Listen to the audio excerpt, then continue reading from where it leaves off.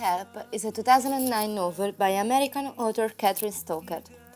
The story is about African American maids working in white households in Jackson, Mississippi, during the early 1960s. Catherine Stoker grew up in Jackson.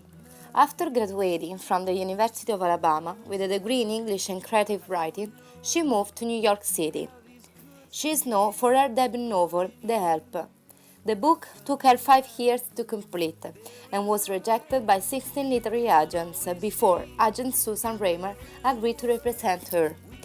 The Help has been published in 35 countries. Reflective of her novel, Stoker was very close to an African-American domestic worker. The novel shows how segregation doesn't just mean that black and white people must live apart. It means that they can only interact in certain situations, and there are still rules about how they can act toward each other. Because black people were considered inferior by most whites and by the law, they were only allowed to access to inferior living conditions and services. Segregation touched in a negative way the lives of the black people. Stoker's attention to historical details created a beautiful portrait of a fragmenting world. In fact, the novel is set during the civil rights movement in the rural South of the 1960s, where black women were trusted to raise white children, but not to polish the household silver. Once again, a century after the Emancipation Proclamation, black maids had to use a separate toilet from the family.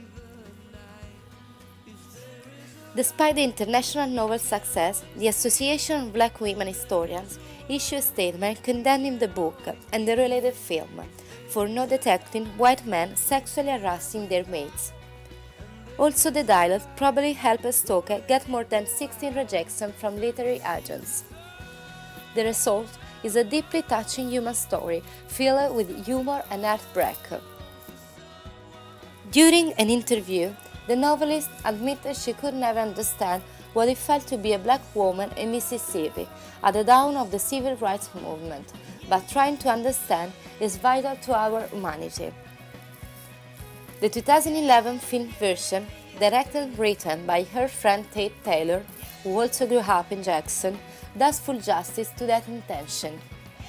The actors are sublime, starting from the brilliant Viola Davis as Evelyn Clark, and the over-caliber performance of Octavia Spencer as Minnie, the Evelyn's best friend.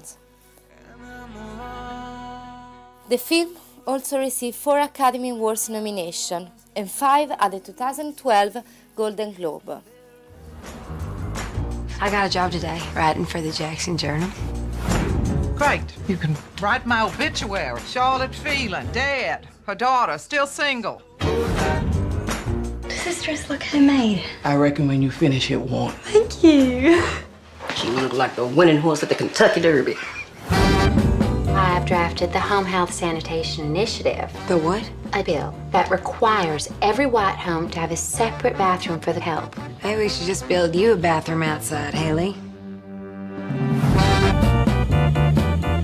Minnie? Hey, Abilene. Hey, Minnie. No maid is ever going to tell you the truth. That's a hell of a risk to take in Jackson, Mississippi.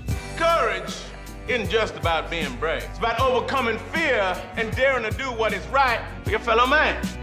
What changed your mind? God and Miss Haley Holbrook. It's quite scandalous. Sounds like Jackson, if you ask me.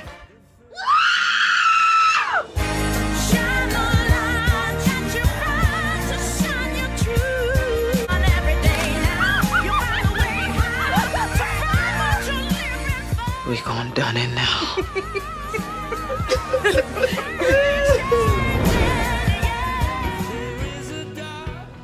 1963, Jackson, Mississippi.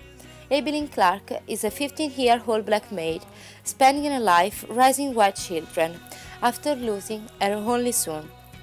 She works for the Leffold family, principally taking care of the Miss Leffold children. Evelyn's best friend is Minnie Jackson. Minnie's stormy temper is tolerant due to respect for her great cooking skills. The protagonist is Eugenia Skeeter Phelan, an independent thinking young white woman returning to the family after graduating. She wants to find her beloved childhood mate, Constantine.